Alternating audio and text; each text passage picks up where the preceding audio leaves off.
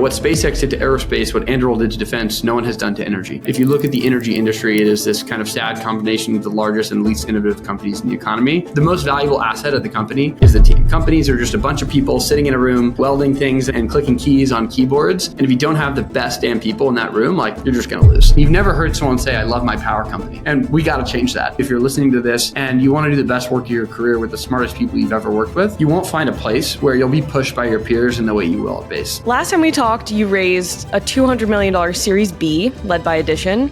Zach and Justin, congratulations on your $200 million Series B announcement. And today you have some extra news. So can you share what happened? Addition is leading a $1 billion Series C. $1 billion Series C. That is correct. Energy has also become a huge bottleneck in AI and superintelligence, but I'm not sure many people understand. There's two things. One is electricity cost function and how it influences what technologies get built and what doesn't. And then there's the actual access to megawatts problem. I know you're thinking in megawatts, but have you listened to the recent Jensen and BG2 pod? I have. We're thinking in gigawatts. The race to gigawatts is on.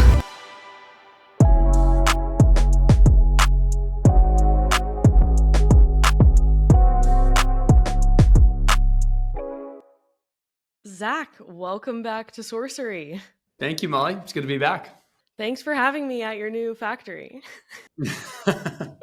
Yes, you are clearly standing right in front of Base Factory 1. I had no idea the weather in Austin is so great this time of year. It's not that hot. Yeah, it's blue skies, cool temps. Can't beat it. Okay, so I believe we last talked about maybe 5-6 months ago, and I had no idea this was going to happen so quick. But last time we talked, you raised a $200 million Series B, led by Addition. And today you have some extra news. So can you share what happened?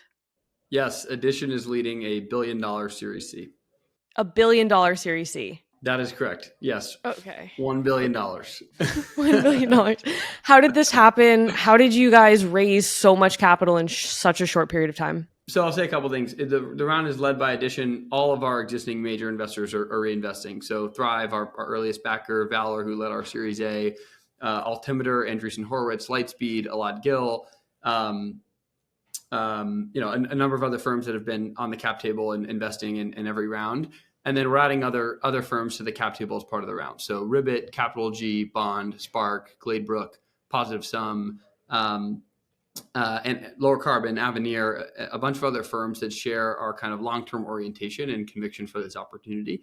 What I'll say is a couple more things, I guess. One is that the business momentum is undeniable. We're growing incredibly quickly. We're adding customers on the order of 30% month for month, doing millions of dollars a month in revenue. We've got more demand than we can serve. We've got thousands of customers on our waitlist and a multi-month backlog. The business is ramping in a way where capital allows us to unlock the next phase of growth. As you can see, given you're standing clearly right in front of our first factory, we're making investments today that will help us scale into the future on a 5 and 10 year plus time horizon. So, our business is vertically integrated, capital intense, quite complicated, and requires, a lot of investment and planning and execution. And so this round is just kind of the next step in that story. It did come faster than we had kind of planned or anticipated, although we don't do much specific planning around fundraisers. We think about it in a more holistic way around how much capital do we need to get to the next phase? What is the most efficient use of that capital, between now and when we get there? And, I think Lee, who's on our board, who led the B, as you mentioned, saw the business momentum, saw the opportunity to pull forward some of that vertical integration, and, saw the execution of the team and the size of the prize kind of on the other side, and said, hey, I want to catalyze this round and invest a lot more capital. And our existing cap table is, excited to participate, and we're able to bring on some really exceptional firms to partner with us on this mission. So the investors that you have in this round are quite diverse. You have Lowercarbon that focuses a lot on sustainability and climate. You also have Glade Brook. You have Positive Sum. You have 1789. And then you have some really heavyweight investors like Ribbit, CapitalG, Bond, Valor Equity, at Addition. How do you think about this balance of strategics involved in this financing, and how do you manage so many names? Yeah, so we think of our cap table as a strategic asset. To your point, so there are the growth funds and the kind of sector specific funds like Lowercarbon that bring unique insight and experience and kind of pattern matching around other companies of our ilk or similar businesses that are going after large incumbent dominated industries with kind of new business models. Take SpaceX, obviously Valor is an early investor there. Many of our investors were early investors in companies like Uber and some even in companies like Amazon and Tesla and businesses that are going after large industries with new business models, and they're technology driven and R&D focused and engineering led. And so we're adding folks to the cap table who see that kind of pattern match and want to be a part of that growth. And then, we've added some strategics to the cap table. So Lennar has been an investor. They're obviously one of the largest single family home builders in the country. They've been an investor since our seed round. We have Starwood on our cap table, which is one of the largest real estate developers in the country. And maybe a hint as to where some of our next products are going. And we can talk more about that. And then we've got some institutions on the cap table as well. The WashU Endowment is investing directly. We have a couple other endowments investing that we're really excited to be a steward of their capital too. So I think it's about bringing resources, bringing expertise, bringing sector specific knowledge to the team. Right? We think of these investors as part of our team, and we're excited to leverage all they bring to help us in our next phase of growth. I reached out to some of your investors for some questions for you, and one of them is, of all the investors who backed you, one of their names starts with E and ends with Lad. Who is your most favorite and most helpful investor? Elad is definitely the most handsome. You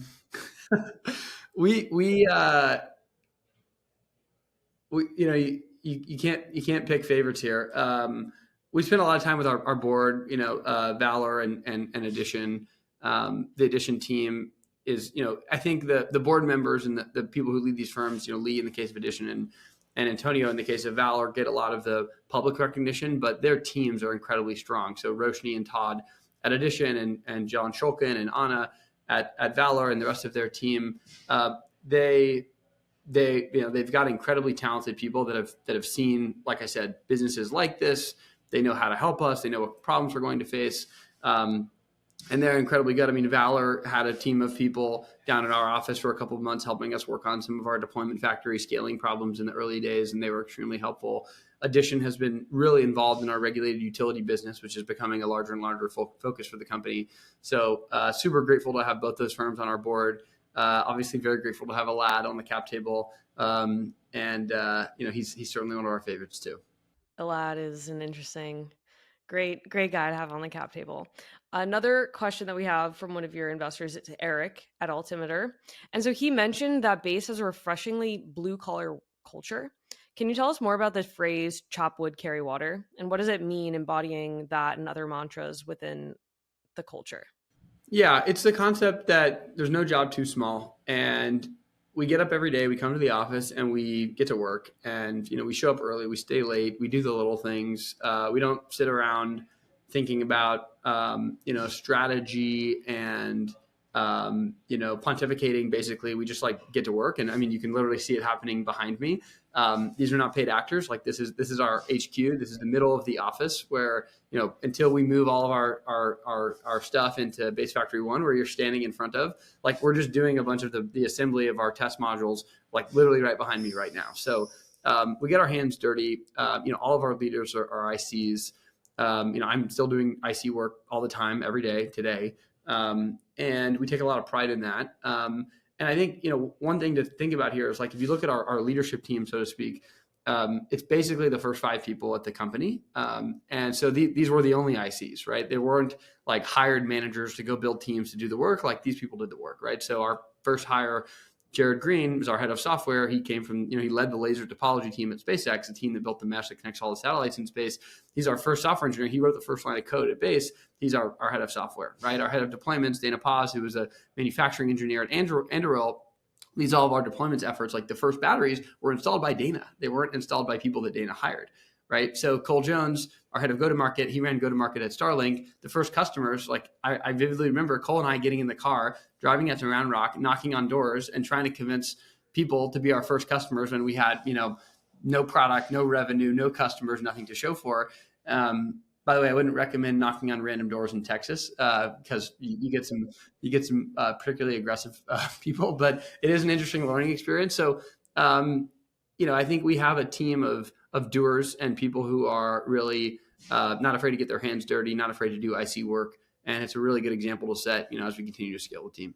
Sorcery is brought to you by Brex, the financial stack trusted by more than 30,000 companies, including 1 in 3 venture-backed startups in the US. Nearly 40% of startups fail because they run out of cash. Brex is literally built to help founders avoid that.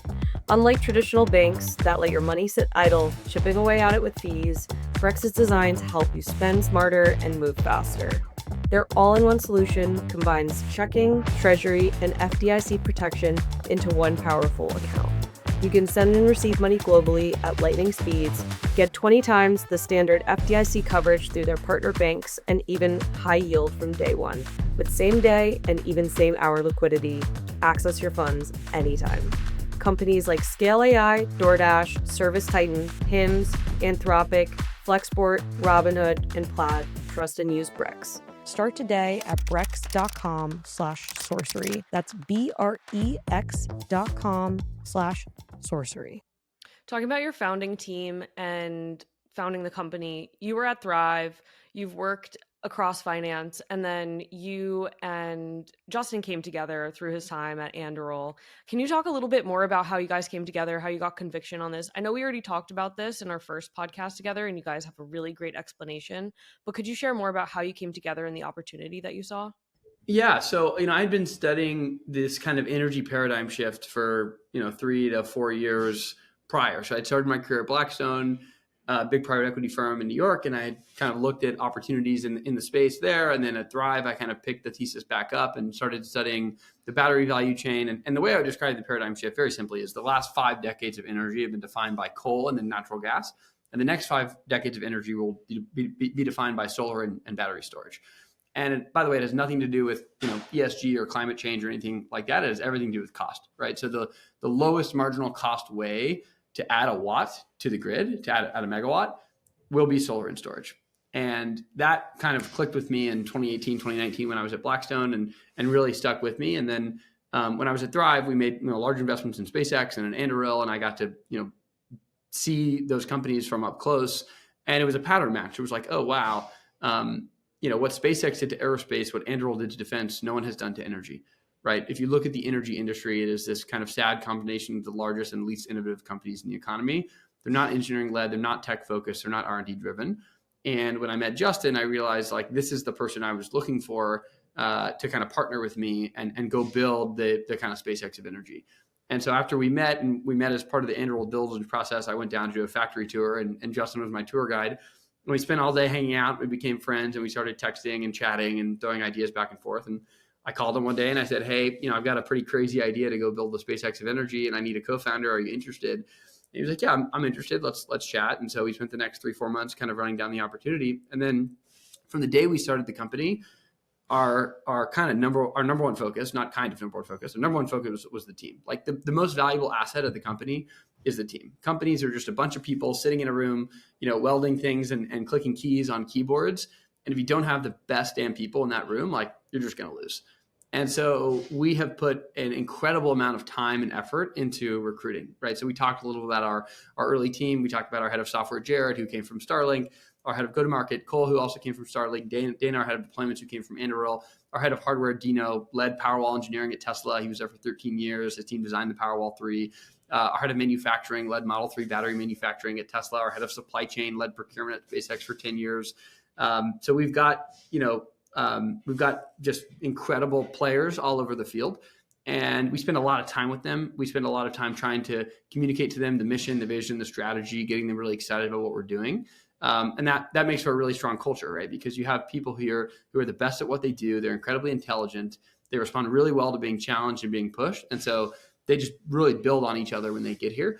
And, you didn't ask this question, but I'll kind of make the segue myself. What does the $1 billion do for us? Like, yes, it allows us to build factories and invest in, hard infrastructure and battery CapEx, but it also allows us to scale the team and to build the future of American power, to build the modern power company of the electric era. We need the best engineers, operators, and creatives in the world to join our team. And this capital allows us to go do that, not because we're going to pay, OpenAI and Meta salaries. We think about it a little bit differently, but because we can go tell these candidates and show them that we are willing to make the capital investments necessary to play this game on the biggest stage. And, I'll say something to you that I've said to the team, which is like, this capital raise is necessary, but not sufficient to achieve our mission. And the game that we are playing, which is become a global energy market leader, $1 billion is just like the ante to sit at the poker table, right? Like, now we're in the game and we can kind of get started. Before, we were just kind of like playing around in the kiddie pool, right? Now we're like in the deep end and we can really, start playing the game. And so, this will be the beginning, or just one of, what will be future fundraisers and, future efforts to establish ourselves as a market leader. But all of that will be driven by the team that we build, and it will remain a core focus of ours going forward. It's so fascinating and impactful. I'm curious, as you mentioned, with this funding, you're going to be hiring out, but like, what is the process for that? Like, how do you see the next couple milestones that you need to hit? And like, what are the teams underneath it that you have to fill out? Yeah. So, I mean, you're standing in front of Base Factory 1, which will be the site of our first custom manufactured base battery. I mean, it's happening behind you right here. Some of our modules going out for testing. So the next phase of the company is really landing our custom hardware, becoming the fastest deployer of battery storage in the world at the lowest landed cost in the world, right? Those are really the two kind of operational North Stars of the business, and every team will be working on that. So on the hardware side, it's developing the technology, working on our next generation product, working on some future products that we're not yet ready to talk about, but we'll be able to soon, which is all kind of pointed towards the broader North Star of affordable, reliable power for all. On the software side, it's managing the network to make best use of these hundreds of megawatts and very soon gigawatts of capacity that we have on the grid. It's building the consumer-facing software. It's managing all the internal processes to make our system more efficient. And then on the go-to-market demand side, this one is really exciting, I think, which is building the first beloved brand in energy, right? I mean, you've never heard someone say, "I love my power company," and we got to change that, right? And so we have the opportunity to do some really innovative and exciting things on the brand side, marketing, design, front-end engineering, which we think will be really differentiated in the industry. So we're hiring across hardware, supply chain, manufacturing, software, firmware, power electronics, design, marketing, sales, support, finance, business development, recruiting, talent. Like, by the way, like, we have a 2-person talent team that has built this team of 200 people. Now, they're incredibly good and they work super hard, and I spend a lot, and I'm not included in that. I spend a ton of my time on hiring, recruiting, and all of our 6 leads spend a bunch of their time on it too. But we've got to build the team to build the team as well. So we're hiring across every part of the business, which is really exciting. In today's high-speed business world, staying ahead means using the smartest tools possible, including the powerful capabilities of artificial intelligence. Meet Turing Intelligence. Turing builds customizable AI systems designed to solve your mission-critical challenges, no matter your industry. From expert guidance to tailored projects, Turing helps top companies realize AI that's more capable, more adaptable, and more effective. With Turing, discover how AI can accelerate your business growth. To learn more, visit turing.com/sorcery, spelt SOURCERY. That's turing.com/sorcery. One of the things that I remember from our first conversation that I was like absolutely astonished by was the fact that people were moving across the country to come work for you. Have you seen that accelerate? Like, how many people on the team are coming from outside of the state or outside of the, Austin? Yeah, a lot. I mean, I don't have a number off the top of my head, but I imagine it's close to half of the team has relocated to Austin to join us. Part of it is that Austin is a really awesome place to live. And I think people are figuring that out in kind of mainstream, but it's still underrated in my opinion. And I think Austin's best days are certainly ahead of it. And we're very early in the kind of Austin arc. And I think the next decade for Austin is going to be really exciting. So it's a great place to live, but also Base is just a really freaking fun place to work. we like to have fun here. Like we take our work very, very seriously, but we take ourselves not that seriously. So, we crack jokes, we high five, we laugh, we, give each other a hard time. We've got inside jokes at the company. Like it's just a very fun place to work. And so what often happens is we'll kind of nerd snipe candidates with like the interesting technical problems that we're working on and the scope of our ambition and the size of the opportunity. And they'll say, oh, I'm interested, but I live in the Bay or I live in New York and I'm not sure about Austin. And then they'll come for an onsite, which is the last phase of our interview process, which we can talk about, and they'll get hooked. They'll be intoxicated by the energy in the office, right? So you come in here and you see all the machines, you see the hardware, and you see, the engineering, and you talk to the people, and you sit and you have lunch with our team, which, we do lunch and dinner together, which is a big part of our culture. And people kind of become, hooked on the energy in the office, no pun intended, and they want to be a part of that. So it's partially Austin, it's partially just the vibe and the culture at base. It's a very fun and interesting place to work. And then it's, I think obviously the mission really speaks to people. And so people are willing to pick up their lives and relocate to work on something that they feel is really important. Yeah, I've tweeted this out before where, I definitely feel the energy of certain cities when I'm in them, and you feel the influence and the weight of like the legacy and everything infrastructurally that's built it, that it's like traditionally, yes, like you go to New York for finance, for art, you go to San Francisco for tech, for AI, you go to LA for creative stuff. Like Texas for me, like that seems like the energy capital of America, if not most of the world. And so like as you think about that, and you think about creating this new culture for energy there, what do you think are the like foundational principles that you're trying to instill for setting this new, this next generation of energy?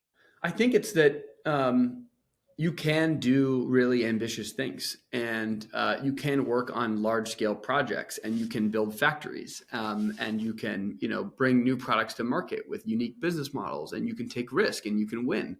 I think that in software world, there's a lot of downside protection and kind of, these businesses are largely not very capital intense.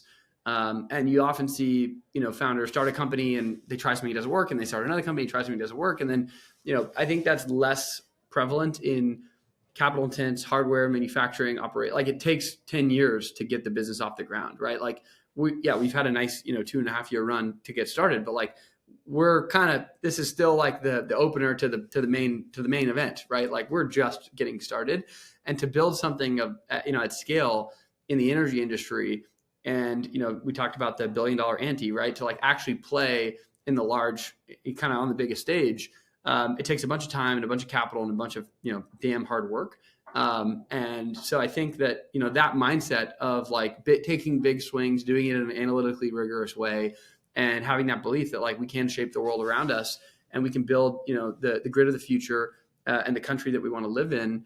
It's very inspiring to people, and it's certainly inspiring to me and the rest of our team.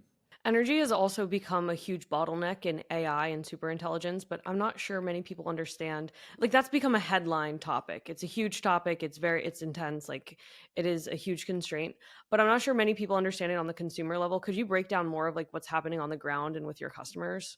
Yeah. So there's two things. One is just like the kind of electricity cost function and how it influences what technologies get built and what doesn't. And then there's the actual just like access to megawatts problem. So on the first point, this is, I think, pretty straightforward, but it's worth explaining. So electricity is a material percentage of the cost to do a bunch of things, right? Industrial processes and different kinds of technical innovation. And so as the cost of energy goes down, the number of things or manufacturing processes that become bankable or financeable go up, right? As the cost of electricity goes up, the number of things that become bankable or financeable go down, right? So the higher, the cost of electricity in the country has gone up roughly 2.5x over the last 20 years. Like that means that we can't do things. We can't innovate. We can't, build big factories at the rate that we could if prices were going down, right? So if we want to build more data centers, if we want to build more factories, we need to drive the cost of electricity down, which is obviously why we're here. So that's one piece of the equation, the cost piece. The other is just the access to megawatts, right? So today, if you want to put new megawatts on the grid, before base, you have to wait in what's called the interconnection queue. You have to get a permitting and kind of interconnection study done. It takes a lot of time. There's a kind of a construction project involved. You have to go through the interconnecting utility, probably the RTO or the ISO, or basically the kind of conductor of the grid effectively. And I'm generalizing here for the lay audience. And it's complicated and it takes a lot of time. And obviously this AI build out is happening very quickly. Like we don't have time. We can't wait in 3-year interconnection queues or 5-year interconnection queues. And so what Base is doing is we're deploying capacity much faster and much more cost effectively than existing solutions, because we go where the interconnection already is. So we put the batteries where the grid already is. We don't need new poles and wires. It's a much faster system. We don't wait in the traditional interconnection queue. And I'll just tell you, like, we'll deploy on the order of 20 megawatts this month. We'll do on the order of 100 megawatts a month, roughly this time next year. To get 100 megawatts in a month is just way faster than you can get 100 megawatts deployed with any kind of existing technology, right? I mean, if you want to put 100 megawatts of batteries on the grid today, depending on the state, it's going to take you anywhere from 2 to 5 years, right? And to say that we can do that in a month, like that's a massive breakthrough. And so we're actually working on a product that we call Speed to Power, which we'll be able to talk more publicly about soon when we announce our first partnership, where we go deploy 100 megawatt, 200 megawatts of distributed batteries. And like I said, we can do that in a quarter or two, right? And then we basically contract that capacity out to a data center developer to offset their load at the data center to give them kind of distributed flexibility. And there's different things that you can do with that flexibility. In Texas, there's some regulatory implications. Outside of Texas, it's more about capacity and power supply. So we're working on products to help data center developers get access to power faster. And we're really excited to bring that to market in the near future. Sorcery is proudly sponsored by Carta. Carta is transforming the private marketplace, connecting founders, investors, and limited partners through software purpose-built for private capital. Trusted by more than 65,000 companies in over 160 countries. Carta's platform of software and services lays the groundwork so you can build, invest, and scale with confidence. Carta's fund administration platform supports over 9,000 funds and SPVs, representing nearly $185 billion in assets under management, with tools designed to enhance the strategic impact of fund CFOs. For more information, visit carta.com/sorcery. That's carta.com/SOURCERY. So Base is also now qualified for Texas ADER program. Could you explain what that is? Yeah, so it effectively allows us to bid into the ancillary services market. So it kind of qualifies us as a grid scale resource. So kind of historically or traditionally, behind the meter batteries or home batteries were not able to participate in the same way in the market in the same way that utility scale resources were. That's kind of silly because a megawatt is a megawatt, right? And so there's there should be no preference to a big shipping container battery in the middle of a farm field somewhere versus a battery that's behind the meter at a home, right? That's aggregated via software into one big battery. And so this program that ERCOT has come up with, which is really innovative, allows these smaller aggregations to participate in this part of the market. I believe we're the fastest ever to qualify for the certification, and very soon here we'll have the largest aggregation by a wide margin, and we'll continue to grow quickly, and we'll be the largest aggregation of distributed batteries in the country. You mentioned this a little bit, but what markets do you see beyond Texas that are the most urgent and most attractive for Base? Yeah, so again, two ways to answer this. One is the kind of fundamental top down, which I'll talk about in a second, and one is the base bottoms up, where are we at? So I'll just tell you, we are in advanced conversations with a number of utilities across the country, and both in bilateral agreements, you utility need capacity. We can give you capacity faster and cheaper than anyone. Let's do a deal. And also in RFPs, kind of traditional RFPs where the utilities say, hey, we need capacity, and a bunch of people bid, and we get selected. And then existing programs where we can just show up and start putting batteries in the ground, kind of under the construct of existing programs. And there's kind of on the order of 10 really interesting opportunities that we're evaluating. And we'll probably announce in the next couple of months what our first outside of Texas deployment will look like. And we're looking at, a bunch of states across the country, and we're really excited to make that next step for the business. What I'll say on the kind of top-down piece is, where are batteries needed? Well, they're most acutely needed where there's a bunch of solar, right? So look at states that have high solar penetration as a total percentage of total generation. California obviously is up there. Nevada, Utah, New Mexico, Arizona, and Florida. So we think that those states will be most interested in our technology. Now, there's nuances with regards to regulation and how the policies work in certain states to make them more or less interesting. But over time, our bet is that most of the grid starts to look like Texas and California, where you have a lot of solar because the cost is really low, which means a bunch of batteries will follow, which is obviously the future that we are playing into as a battery developer. From more of a founder standpoint, operationally, so Sorcery is sponsored by Brex are all about performance. They're their modern intelligence finance stack. Spend smarter, move faster. Don't forget that. So I'm thinking from your perspective, like, because this company is growing so fast, like, what are the principles that you use as a leader to help keep your mindset sharp and keep the ship steering straight? Yeah, I'll go back to the team. I think the best thing one can possibly do is make sure you hire the right people, because it all starts with the people in the room. And so there's a really strong temptation when you're growing quickly to lower the hiring bar, because there's a bunch of demand. There's a lot of things we need to do. And we interview candidates that are very good, right? They're good. And, we have a conversation about them. It's like, well, this person's good. They're not great, but maybe we can make them great, right? And we have resisted that temptation to lower the bar. We've kept the hiring bar really, really high. And that's painful, and it's time consuming, and it means you got to talk to more candidates. But when you do that, then a lot of these problems solve themselves, because these people become your culture, and they help reinforce all the good things that we talk about at Base, which is like job too small, bias towards action, prioritize speed, attention to detail, best idea wins no matter who it comes from, first principles thinking, and they know that stuff, and they kind of do it almost by default. So number one is hiring, and then number two is just extreme focus and ruthless prioritization. And I think it's really easy for people to take on a lot of stuff and find interesting problems to work on when you're in an industry like energy that is so expansive. There's so many different things we could go do and opportunities we could go chase, and people who are coming to us all the time with, let's partner on this thing or that thing. And we stay super focused on the North Stars of the business, and we align as a team on those North Stars every quarter, and we reevaluate them and we debate them. And that, I think, gives folks here a lot of clarity on what to work on and what matters. Like, if you walk around the office and you ask people, like, what are you working on and why is it helping the company? Everyone from an intern to our earliest people, they'll tell you, like, oh, well, here are our North Stars as a business, and here are the things I'm focused on that ladder up to those North Stars. And I think that level of focus is really important. And I'm curious, who is someone that has shaped the way that you think as a founder? Honestly, I've learned more from my team than any one person outside of the business. I've learned a ton from my dad. Obviously, I've learned a ton from Josh.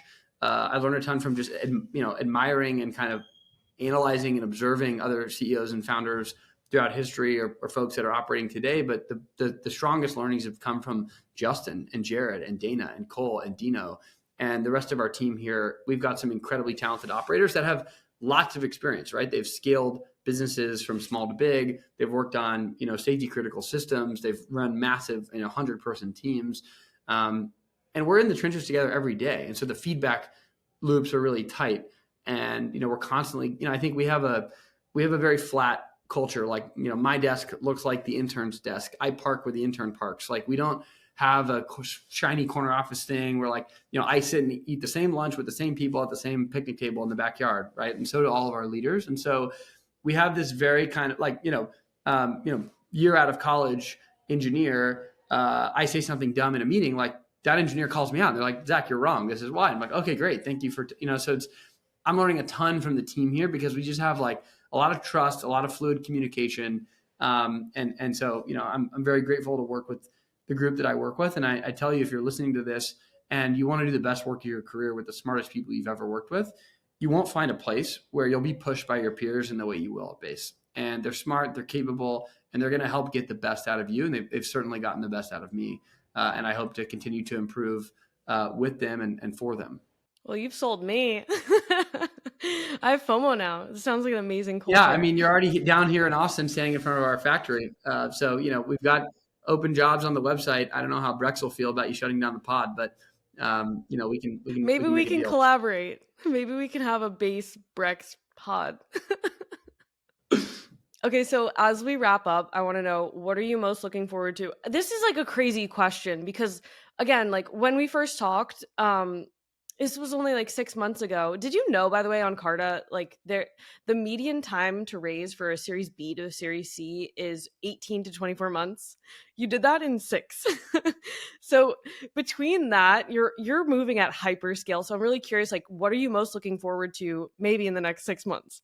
Well, I'm looking forward to turning on that factory behind you. That will be exciting. I sound like a broken record, but I'm really excited to continue scaling our team and adding incredible people here. I mean, it's so fun and energizing, Molly, to come into work every day and sit next to the smartest people you've ever worked with, working on the hardest problems you could ever imagine. Like, there's just nothing better. Like, that's how I want to spend my life for the rest of my life, is working on hard problems with smart people. And I get to do it every day at base, like to the max. And so, as part of this round, I think we've already had folks kind of coming to us, and I think that's only going to pick up. And so I'm super excited to level up the team and just keep adding exceptional people to push our thinking, push our ambition. But more tactically, I'm super excited to open that factory behind you, start moving batteries off the line, enter our next state, launch our speed to power product with our first partner, talk a little bit more about some of the new products we're working on, expand our partnership with regulated utilities, both in Texas and outside of Texas. So there's a lot to look forward to. I know you're thinking in megawatts, but have you listened to the recent Jensen and BG2 pod? I have. We're thinking in gigawatts. We will be.